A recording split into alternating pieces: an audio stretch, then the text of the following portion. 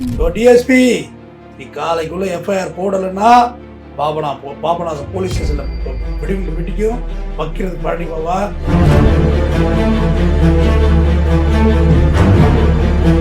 நாயா நக்கி 40 வருஷம் குழைக்கிறத விட சிங்கனா இருந்து செத்து போனாங்க.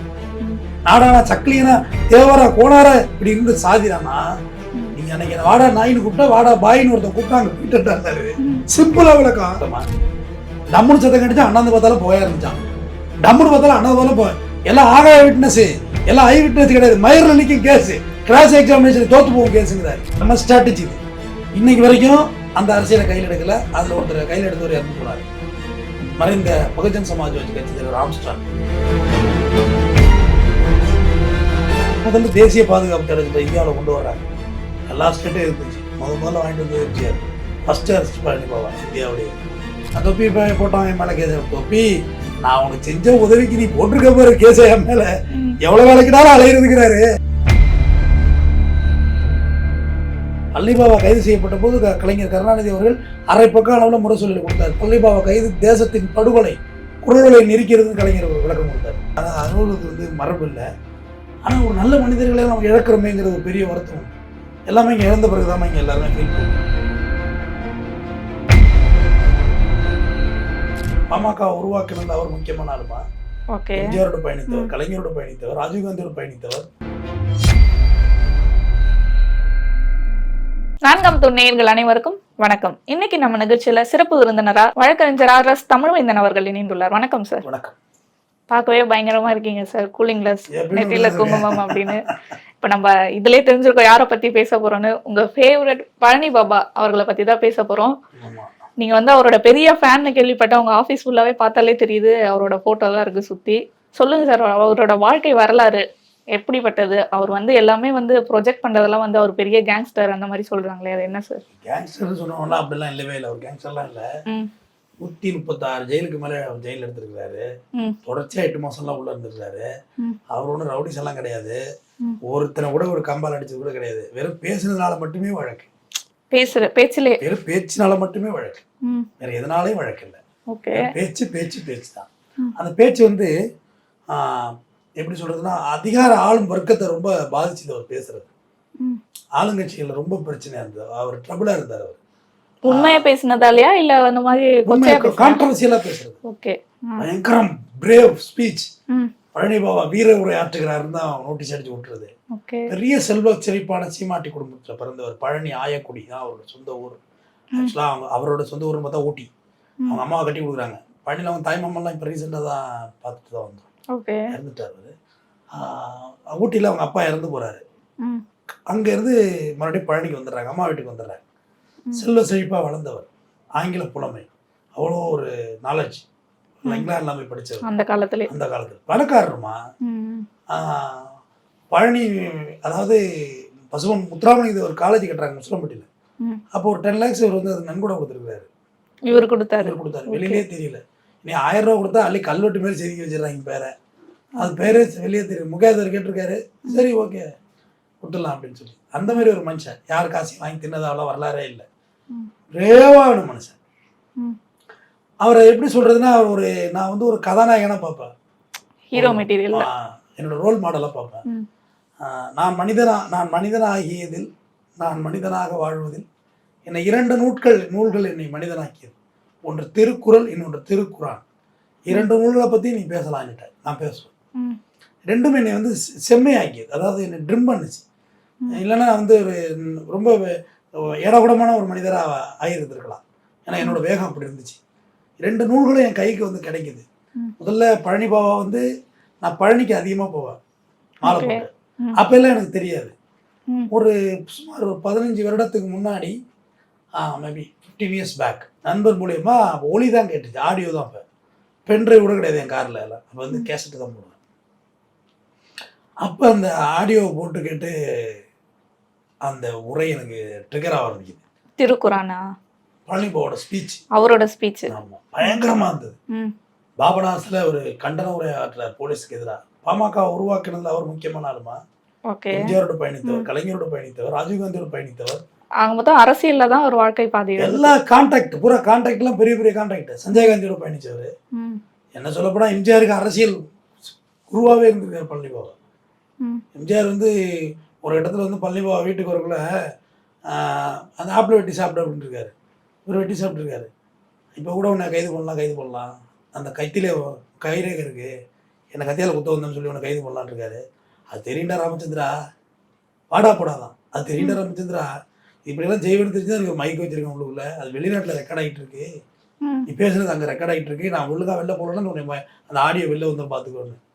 அது நடந்துச்சு நடக்கலைங்கிறதுலாம் அது அப்பாற்பட்டது, நம்ம கூடவா இருந்தோம். ஆனால் அந்த விஷயம் அதை தொல் திருமாவளவன் அவர்கள் ஒரு மேடையில் பதிவு பண்ணுறாரு. அந்த அளவுக்கு நான் மனுஷமா அவர் பூரா கேஸ் தான், கேஸ் போட்டு வெளில வர்றது, ஜெயிலுக்கு போய் அவர் சொல்லுவார், நான் ஜெயிலுக்கு போனால் கல் உடச்சிக்கிட்டுன்னு இவெல்லாம் நினச்சிக்கிட்டு இருக்கான், எனக்கு என்னங்க ஏ கிளாஸ் தானுங்க, ஸ்பெஷல் கிளாஸ் தானுங்க, நான் பாட்டே இருப்பேன் அப்படின்னு சொல்லி ஜெயிலை பற்றி பேசுவார். அவர் அந்த ஒளியை கேட்கக்குள்ள பாபநாசன் ஒரு கண்டன ஆர்ப்பாட்டம் போடுறாங்க. டிஎஸ்பி நீ காலைக்குள்ளே எஃப்ஐஆர் போடலைன்னா பாபநாசம் போலீஸ் ஸ்டேஷனில் வெடிகுண்டு வெட்டிக்கும், வைக்கிறது பழனி பாபா, நான் என்னை பிடிச்சி நீ உள்ளே போட்டாலும் ஜிகாத் கமிட்டியில் வைப்பாங்கடா, நான் அந்த லாட்ஜெலாம் தங்கியிருக்கேன், உன்னால் ஆனதை பாடுறேன், இதுதான் நான் செய்வேன், நீ என்ன பண்ணுவ பார்ப்போம், நேருக்கு நேரா சவால் மாதிரி என்ன பண்ணுவ நீ. அந்த மாதிரியான அதெல்லாம் யாருக்குமே அந்த மாதிரி லீடர்ஷிப் குவாலிட்டியை நான் பார்க்கவே இல்லை. ஒரு ஆக்சுவலாக ஒரு பெரிய பாதுகாப்பு பெட்டகமா, நீ இருந்திருந்தா கூட 75-76 வயசாக இருந்திருக்குமா, நேரம் பெரிய ஆள், அரசியலில் பெரிய ஆளுமையாக இருந்திருப்பார் அவர், தலைகீழா மாறி இருக்கும், தலைகீழா மாறி இருக்கும், அந்த அளவுக்கு சோர்ஸான மனுஷன். அப்புறம் டிஎஸ்பி ஒரு துண்டு சீட்டு அனுப்புறாரு, இல்லை ஆவணங்கள், நான் பேசுறதுல ஆவணம், எஃப்ஐஆர் காலையில் பதிவு செய்து விடுகிறேன், உரையை சுருக்கவும் முடியும், அவன் நல்லவன்டா, அவன் பதிவு பண்ணுறான்டா எஃப்ஐஆரை, காலைல போடலனாக்கா அங்கே தான் தங்கியிருப்பேன் லாட்ஜில், போக மாட்டான், எஃப்ஐஆர் போட ஊர் போகிறேன், எப்படி எல்லாரையும் அவன் தான் பேசுவார்.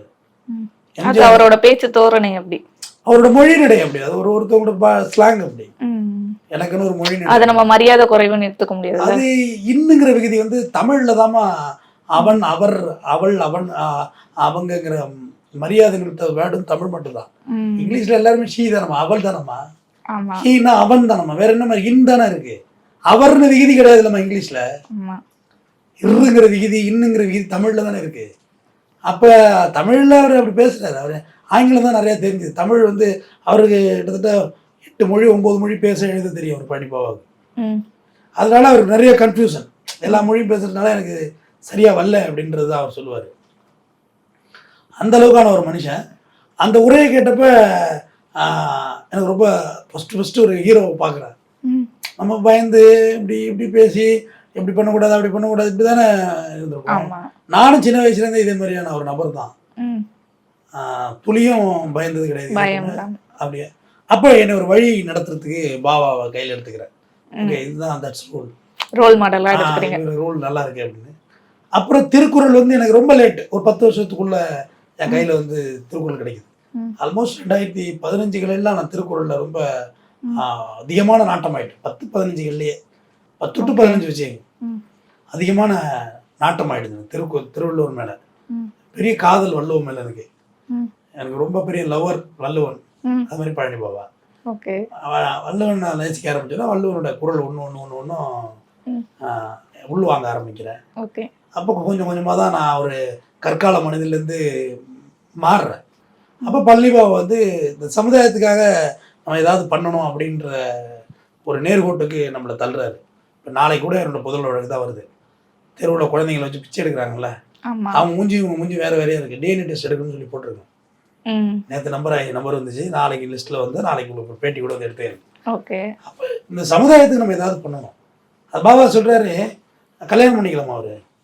ஓகே, கல்யாணம் பண்ணிக்கலாம். அவர் வாழ்நாள் முழுவதுமே கல்யாணமோ எதுவுமோ லவ்வோ எதுவுமே இல்லை. அவர் என்ன சொல்கிறாரு, தங்கச்சி நேரில் வந்தாலே எனக்கு தெரியாது சகோதரர்களே, 22 வருஷம் ஆச்சு அவர் தங்கச்சியை பார்த்து. நேரில் வந்தாலே குடும்பத்து கூட கனெக்ஷன்ல இல்லை, கனெக்ஷன் இல்லை.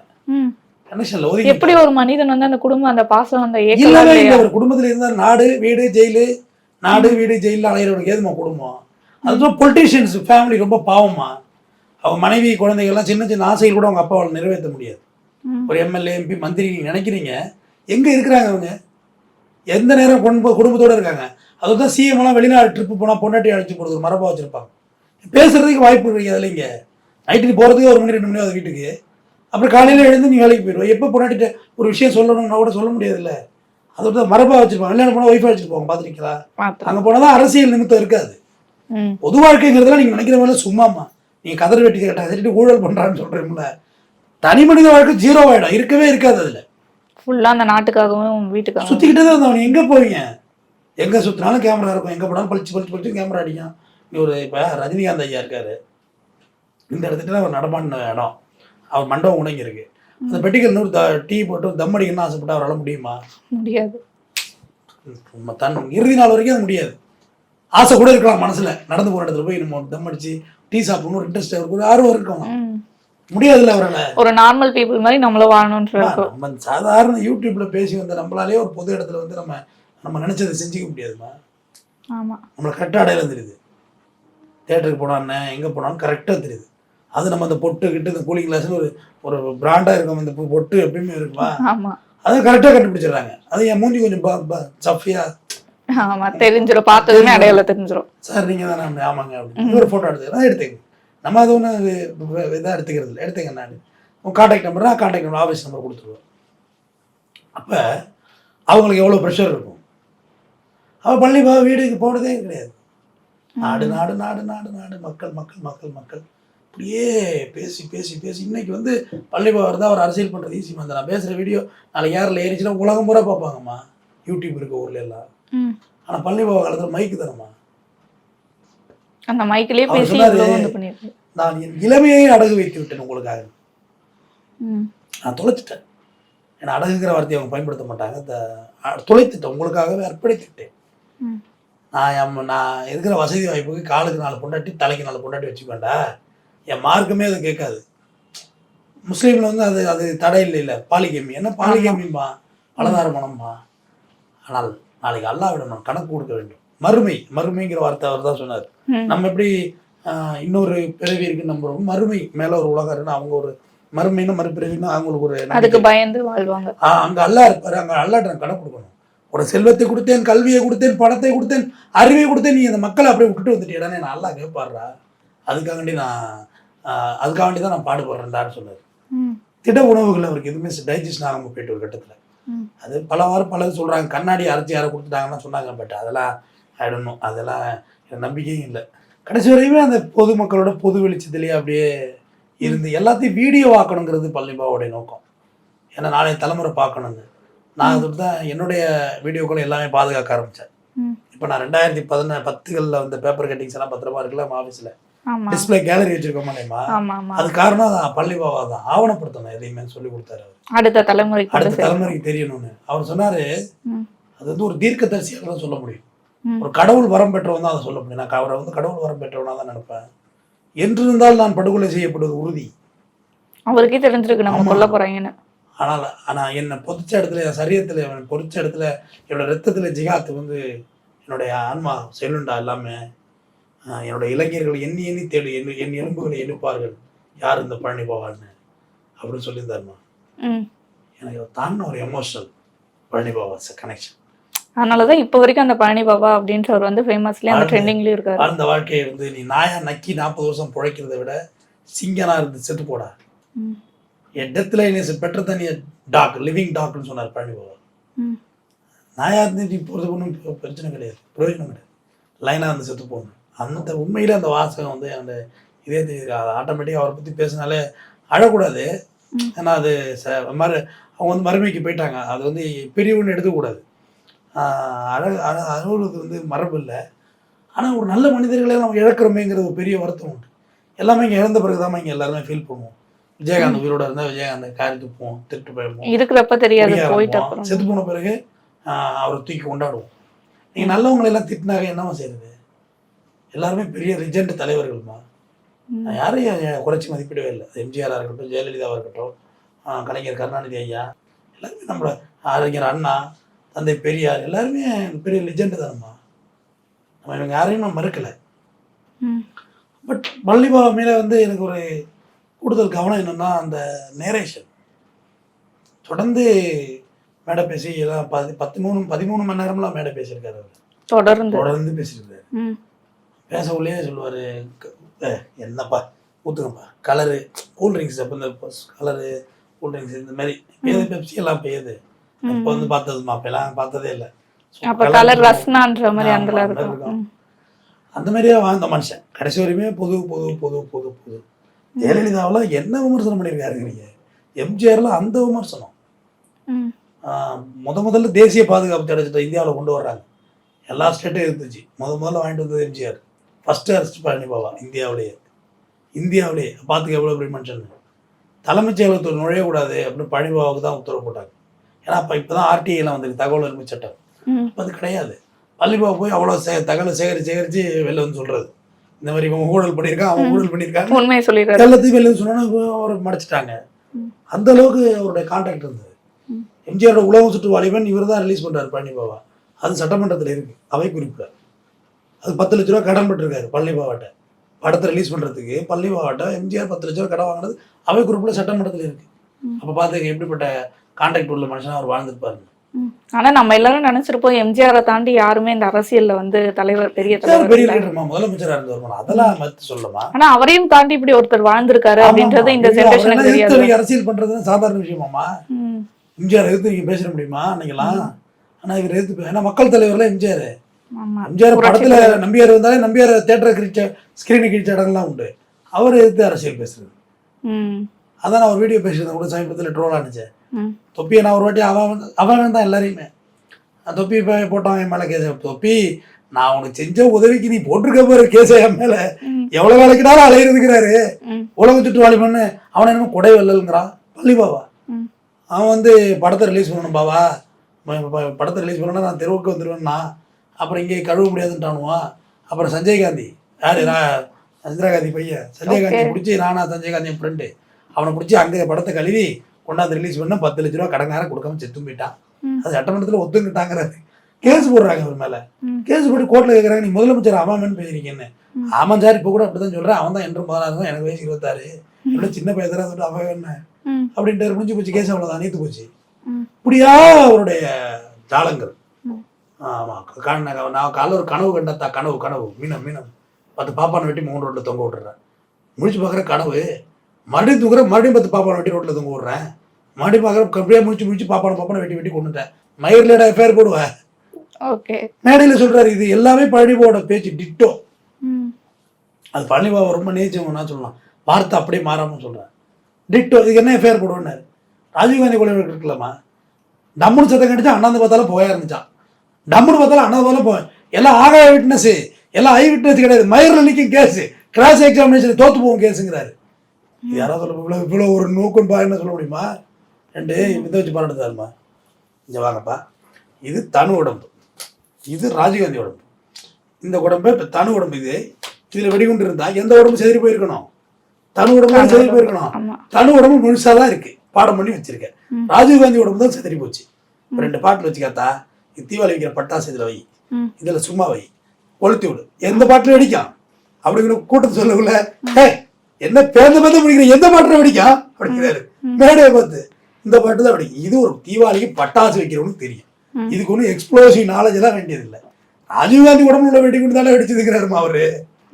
ஈஸியா முடிச்சிட்டாரு. சொல்றது எவ்வளவு ஒரு நாலேஜ் வேணும் தெரியுமா? இதெல்லாம் எளிய மனிதர்கள் அதை சொல்ல முடியாது. அம்மா இன்னைக்கு பேசலாமா, நீ சட்டம் படிச்சிருக்கோம், இதை பேசினா கேஸ், இதை பேசினா கேஸ் இல்லைங்கிறது தெரியுது. அன்னைக்கு என்னமா தெரியும்? அன்னைக்கு போலீஸ் வச்சுதான் சட்டம். உன்னை கைது பண்ணாலே வெளில தெரியாது. நீ கைது பண்ணல, இங்க பாருங்க இந்த போலீஸ்காரர் கைது பண்றாரு, எனக்கு கொல்ல போறாங்க, ஹெட்குவார்டர் கொண்டு போறாங்க, வீடியோ போடுறாங்க. அன்னைக்கு ஏது அந்த ஆப்ஷன்லாம் கேள்வி கேட்டுருமா? இவ்வளவு யதார்த்தமான மனிதரா வாழ்ந்திருக்காரு. ஆனா நமக்கு எல்லாருமே இப்ப இருக்கவங்களுக்கு எல்லாம் இருக்கும் இல்லையா, அவர் வந்து முஸ்லீம், அவங்கள வந்து ஏத்துக்க மாட்டாங்க, இந்துஸ் வந்து மறுப்பாங்க அப்படின்ற மாதிரிலாம் இருக்கும். ஆனா நீங்க ஒரு ஹிந்துவா இருந்துட்டு முஸ்லீம் அவர் மேல வந்து எவ்வளவு ஒரு பற்று வந்து எப்படி சார் வந்துச்சு? இந்து முஸ்லீமெல்லாம் இவங்க வந்து பிற்பாடு பாலிடிக்ஸ் பண்ண விளையாட்டுமா. அவர் அதுக்குமே விளக்கம் சொல்லியிருக்காரு. யாருமே சொல்லியிருக்க மாட்டாங்க இந்த விளக்கத்தை. பழனி பாபா சொன்னதை, என்னடா வந்தேறிங்கிற, நானும் ஆப்கானிஸ்தான்ல இருந்து வந்தேன், நீ தாண்டா வந்தேறி கைபர் போலன் கனவை வழியா வந்த, நான் மண்ணின் மைந்தன்றா, ப்ரீ திராவிடர்ரா, நான் இந்த மண்ணுல பல்லையனா பறையனா நாடானா சக்கிலியனா தேவரா கோணாரா இப்படி இருந்து சாதிரானா, நீ அன்னைக்கு என்ன வாடா நாயின்னு கூப்பிட்டா வாடா பாயின்னு ஒருத்தன் கூப்பிட்டா அங்க போயிட்டு. சிம்பிளா விளக்கம். இப்ப நீ வந்து சாதி வச்சு என்ன வெளியே பாட்டின, ஒரு மார்க்கம் என்னை கட்டி தேவைச்சு, சாதி இல்லை எச்சி இல்லை, எவாடா ஒரு பையனை கூப்பிடுறாரு. இந்த பையன் ஒரு தாழ்த்தப்பட்ட பையன், தண்ணி குடுறா, அப்படி தண்ணி குடிக்க வச்சு சின்ன பையனை அவர் குடிச்சிட்டு வைக்கிறார். இது ஒரு பாப்பானை செய்ய சொல்லி செய்யறானு பார்ப்போங்கிறார் மேடையில் உட்காந்து. இந்த ஒரு மாறுதல்களை யாரும்மா சொல்லுவா? ப்ராக்டிக்கலாக புரிய வைக்கணும் இல்லைம்மா. இந்த ஒரு மாறுதல்களை யாரும்மா புரிய வைக்கணும் இல்லைம்மா. ஆமா. ப்ராக்டிக்கலாக அவர் முஸ்லீம் என்னடா கேட்டால் சொல்லுவான், அவன் முஸ்லீமு நீ இந்தும்மா வாயா அப்படி சொல்லி ம். வாயிலடா புள்ள பத்தா அப்படின்னு கேட்டேன். ம். மேடையில் பேசுறது அது எல்லாமே. ஓகே. அவர் அப்படி அந்த யதார்த்தமான பேச்சால வியக்கத்தக்கிற மாதிரி தான் நீங்க அவரை ஃபாலோ பண்ணி இப்ப அப்படி பேசிட்டு இருக்கீங்களா சார்? இல்லைம்மா, அவரை ஃபாலோ பண்ணது இப்படி பேசலாங்கிறத நான் கற்றுக்கிட்டேன் அவர்கிட்ட, அவ்வளோதான். எனக்கு பெரிய இலக்கிய மொழிநடையெல்லாம் பேச தெரியாது. ம். இப்படி இப்படி இப்படி தானே பேசணும், மக்களுக்கு புரியணும்ல. ம். நான் அப்படியே மூடு மந்திரம் வச்சு பேசிட்டு போனா புரியுமா? புரியாது. என்னை பார்க்குற சாமானியனுக்கு புரியணும்ல நான் என்ன சொன்னேங்கிறது. ம். என் மொழிநடை இதுதான், இப்படி தான் பேச தெரியும் எனக்கு. வேறு மாதிரிலாம் பேச தெரியாது எனக்கு. இப்படி பேசினா தானே புரியுன்னு சொல்கிறேன், மக்களுக்கு புரியணும்ல. அந்த சாதாரண பேச்சையும் மக்களுக்கு புரியுற அளவுக்கு ஈர்க்கிற அளவுக்கும் அவர் வந்து கொண்டு வந்து ஆமாம், கொண்டு வரணும்ல. இது அவர் தான் சொல்லி வச்சாரு. ஆமா. அவர் வந்து இந்துஸ் கோயிலோட பஞ்சாயத்தில் அவர் போய் பேசி சேர்த்திருக்காரு. ம். அவர் பள்ளி பாபா. ம். அவர் முஸ்லீமெல்லாம் பார்க்காதீங்க, அது ரொம்ப தப்பு. ம். முஸ்லீம்னு அது ஒரு மார்க்கம், அது ஒரு மதம் கிடையாது, அது ஒரு வழிபாடு முறைமா. நீ சாமி கும்பிட்ற இல்லை, அந்த மாதிரி அவங்க ஒரு வழிபாடு. இந்த திருக்குறள் புக்கு இருக்குன்னா ம். திருக்குறானு இருக்கு என் ஆஃபீஸில். அப்போ இதோட இது எப்படி புத்தகமாக பார்க்குறீங்களா மதமாக பார்க்குறீங்களா? புத்தகமாக தான் பார்ப்போம். புத்தகமாக பார்க்குறீங்க. அம்பேத்கரை சாதியாக பார்க்குறீங்களா தலைவராக பார்க்குறீங்களா? தலைவராக தான் பார்ப்போம். முத்துராமலிங்கரை சாதியாக பார்க்குறீங்களா தலைவராக பார்க்குறீங்களா? தலைவர். காமராஜரை தலைவராக பார்க்குறீங்களா சாதியாக பார்க்குறீங்களா? தலைவர். ஆனா அதுல இருந்து நம்ம பிரிச்செடுக்கிறது தான் அந்த ஜாதி மதம்லான்னு சொல்லி நம்ம இது சாதிங்கிறது பாலிடிக்ஸுமா, நம்மளா உருவாக்குனது பாலிடிக்ஸ். ம். மந்திரவரை கண்டுபிடிச்சா மந்திரி மாதிரி கட்டியாக பிடிச்சிக்கலாங்க, அது அரசியல். அதை விட்டுருங்க. அது நான் தான் சாதி டாப்பிக்கே பேச மாட்டேன், அது வேஸ்ட். அது சும்மா ஊரை ஏமாத்துறது. அதெல்லாம் அப்படியே தான் இருக்கும், அது ஒன்றும் பண்ண முடியாது. ஒரு நேரேஷன் அவர் கண்டுபிடிச்சாரு, அந்த நேரேஷன் என்கிட்ட இன்னைக்கு இருக்கு. சாதியை ஒழிக்க முடியாது, ஒத்துக்கிறியா உன் மனசுல என்ன இருக்கு? முடியாதுதான். இல்லை, மனசு விட்டு சொல்லுங்க, உங்க கருத்து முடியாது சார், முடியாதுமா. ஏன்னா அது வேற மாதிரி இருக்கு. இப்போ இன்ஸ்டாகிராம் ஃபேஸ்புக்கெல்லாம் வந்து ஒரு வளர்ந்துருக்குது. அப்போ நீ என்ன செய்யணும்? சாதியை ஒழிக்க முடியாது.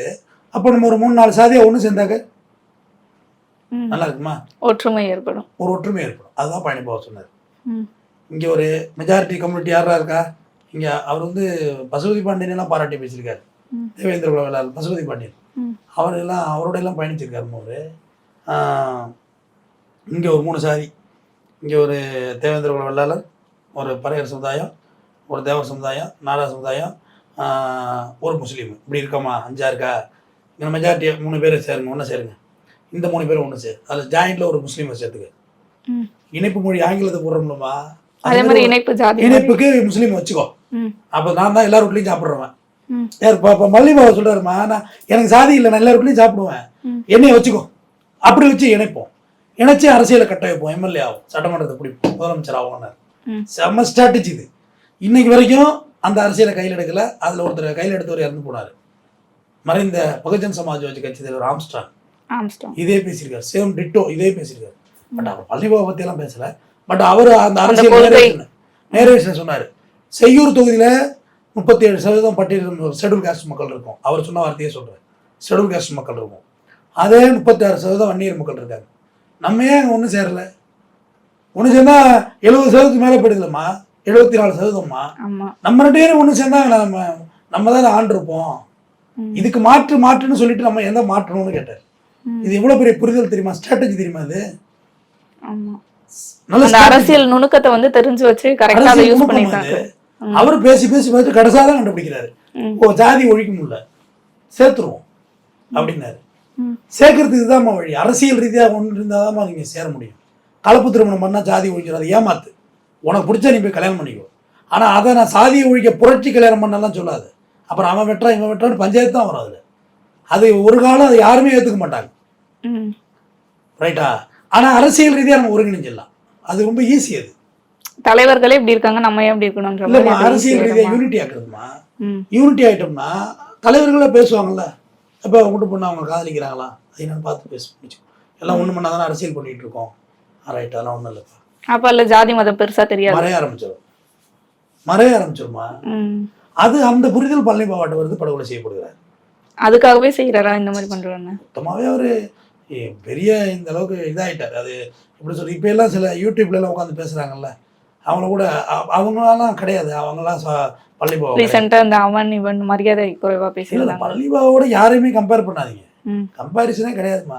ம். பழனிபாபா கைது செய்யப்பட்ட போது கலைஞர் கருணாநிதி அவர்கள் அரை பக்கம் அளவில் முரசொலி கொடுத்தார். பழனிபாபா கைது தேசத்தின் படுகொலை, குரல்களை நெரிக்கிறதுன்னு கலைஞர் விளக்கம் கொடுத்தாரு. ம். அப்போ வந்து அவர் எந்த வகையில் அவர் வச்சுருந்துருக்காரு. ஆனால் கலைஞர் அவர் விமர்சித்து பேசியிருக்காரு. அப்போ சொல்லியிருக்காரு, இவன் ஒரு கட்டம் இப்போ எம்ஜிஆருக்கு ஆதரவாக பேசினான், அப்புறம் கலைஞருக்கு ஆதரவாக பேசுகிறான், இவன் பாமகவுக்கு ஆதரவாக பேசுகிறான் அப்படின்னு. நான் பயணிக்கும் குதிரைகள் தான் வேறு, நான் ஒன்று தான்டான்னாரு. ம். எல்லாரையும் வாடக்கூடாது, நான் பயணிக்கிற குதிரை தாண்டா வேறு, நான் ஒன்று தான்டான்னாரு. அந்த புரிதல், அந்த அரசியல் புரிதல் இங்கே யார்ட்டுமா இருக்குது? அது தெளிவு. அரசியல் சாதிக்குள்ள கட்டமைக்கிற சொன்னால கூட்ட கூட்டா சேர்த்துறதுன்னு அது பழனிபாபா ரொம்ப கிளியராக சொன்னார். நினைச்சிருவோம் அப்போதான் படுகொலை செய்யப்பட்டார். ஒரு 10 வருஷம் விட்டுருந்தவனா அந்த வேலையை பார்த்துருப்பாருமா. அவர் தென் மாவட்டம் சாதிக்கா கொலை நடக்காதுமா, சரி பண்ணியிருப்பாரு. அதை அவர் சொல்றதை கேட்குற மாதிரி பிரேவ் மேன்மா, ஆள் லீனா உள்ளவர் தான். பிரேவ் பிரேவ் பார்க்கும்போதே அந்த காலத்துலயும் இப்படி ஒரு மனுஷர் இருந்திருக்காரா அப்படின்ற மாதிரி இருக்கு. ஸ்டைலிஷா அந்த கூலிங் கிளாஸா இருக்கட்டும், அந்த தொப்பி, அவரோட ஹேர் ஸ்டைல் எல்லாமே. அப்பயுமே வந்து அந்த காமெடி பேச்சு சார், அவர் எவ்வளவு சீரியஸா நீங்க அதெல்லாம் பார்த்துதான் நீங்க அதை வந்து ரோல் மாடலா எடுத்து அப்படியே பண்ணிட்டு ரொம்ப அதான் சொல்றேன்னா, நான் கடவுள் நேரம் வந்து என்கிட்ட அது எந்த கடவுள் ஆளுமோ வந்துட்டு போட்டோம், என்கிட்ட வந்து உசுரை கொடுத்துரு, இந்த பூமியில ஒருத்தனை உயிரோட உண்டு பண்றேன், கண்ணால நீ 5 நிமிஷம் பார்த்துட்டு நீ செத்து போயிடலாம் அப்படின்னா என் உசுரை எடுத்துக்க, பழனிபாபா உயிரோட வச்சிருக்கேன் அப்படிதான் சொல்லுவீங்க. அப்படிதான் சொல்லுவேன். அவ்வளவு ஒரு பற்று வேற யாரையும் நான் சொல்ல மாட்டேன். எங்க வீட்டுல எங்க தாத்தா ஒரு பாசத்துக்குரியவர் தான். பட் எனக்கு ஒரு பாசத்துக்குரியவர், எங்க குடும்பத்துக்கு வேண்டப்பட்டவர். ஆனா பழனிபாபா இருந்தா இந்த நாட்டுக்கு வேண்டப்பட்டவர். அவங்க தான் தேவை. நான் மகாத்மா காந்தி அவங்க பேச்செல்லாம் பார்த்துருக்கேன், கேட்டிருக்கேன், அதெல்லாம் எடுப்பல. ஆனா பழனிபாவோட கான்ட்ரவர்சியல் டெத்து, மகாத்மா காந்தியும் கான்ட்ரவர்சியல் டெத்து தான். எல்லாமே இயற்கை மரணம் கிடையாது. பழனிபாபா டெத்துக்கு ஒரு மாவட்டமே 140 பேர் போட்டாங்கம்மா. அவ்வளோ பெரிய மரணம். ஆனா ஒரு பஸ் உடையில, ஒரு கண்ணாடி உடையில அமைதியா நடந்துச்சு. அது எப்பயுமே ஒரு விரும்பினது இல்லை. பொது சொத்து சேதப்படுத்தக்கூடாதுன்னு நம்ம காசுடாது அப்படிம்பாரு. ஸோ ஒரு மாவீரன் பழனி ஆயக்குடியில் உறங்கி கொண்டு இருக்கிறார். பழனி போகிறதுக்கு முன்னாடி, அதாவது இந்த ரவுண்டானாவிலேருந்து ஒரு 40 ரூபா 50 ரூபா கொடுத்தீங்கன்னா ஆட்டோவில் வந்துடும். ரைட் ஹேண்ட் சைடு ரொம்ப எளிய முறையில் இருக்கிறவரோட அடக்கம் பண்ண சமாதி. எனக்கு அதுவே பெரிய வருத்தம். இந்த பழனியில் பிறந்ததால் தான் பழனி பாபா. அவர் பேரு பாபா அகமது அலி. ஆனா பாபான்றது வந்துருச்சு, பழனி பாபான்னு. அந்த அதான் ஏன்டா முஸ்லீம்ன்றீங்க, ஆனா நேம் வந்து பார்த்தா அந்த ஹிந்துஸ்க்குலாம் வைக்கிற மாதிரி தானே இருக்கு அப்படின்னு. பாபா the brave man ஆழ்ந்த உறக்கத்தில் இருக்கிறார். அவருடைய கொள்கைகளும் கோட்பாடுகளும் இங்கே பறக்க ஆரம்பிச்சுட்டு, இன்ஸ்டாகிராம் ஃபேஸ்புக்கில் எனக்கு ஒரே ஒரு விஷயம் பிடிச்சதுன்னா, பழனிபாபா பற்றி வெளியில் ஒரு நியூஸ் வர ஆரம்பிச்சது. இப்போ வர யங்ஸ்டர்ஸ்லாம் தேடி பார்க்க ஆரம்பிக்கிறாங்க. ஃப்ளெக்ஸ் தான் இறங்கி அடிக்குது. அது ரொம்ப பெரிய உருவமாகுது. அவர் ஓப்பனாக சொல்கிறாரு, சீலத்து வீரக்கதைகளை படிங்கடா, சீலத்துறிஞ்சி தெரிஞ்சவங்களை பின்னாடி போகாதீங்கடா, சினிமாக்காரன் பின்னாடி போகிறதுக்கு அப்படி சொன்ன ஒரு மனுஷன். அவர் இறுதியாக சொல்லிடுற, மேடையில் பேசிகிட்டு இருக்குள்ள பள்ளிக்கூடத்து பசங்களாம் உட்காந்துருக்காங்க, ஏய் மணி ஆகி போச்சு, எந்திரிக்கடா, ஓடுங்க வீட்டுக்கு போய், நீ எல்லா அரசியல் கேட்டு என்ன ஆக போகுது, ஓடு வீட்டுக்கு, பள்ளிக்கூடத்துக்கு ஓடு காலையில் அப்படின்னு சொன்னார். இன்னைக்கு பள்ளிக்கூடத்து பசங்களை அழைச்சி கொண்டு வச்சு அரசியல் நடத்திட்டு இருக்க கட்சிகள், அதுக்கு மத்தியில் கூட்டத்திலிருந்து விளம்பி வீட்டுக்கு கொடுக்கணும்னு சொன்ன ஒரு தலைவன் பழனிபாபா. அவருக்கு வீர வணக்கம் செலுத்தி உழைஞ்சிருச்சு. மிக்க நன்றி சார்.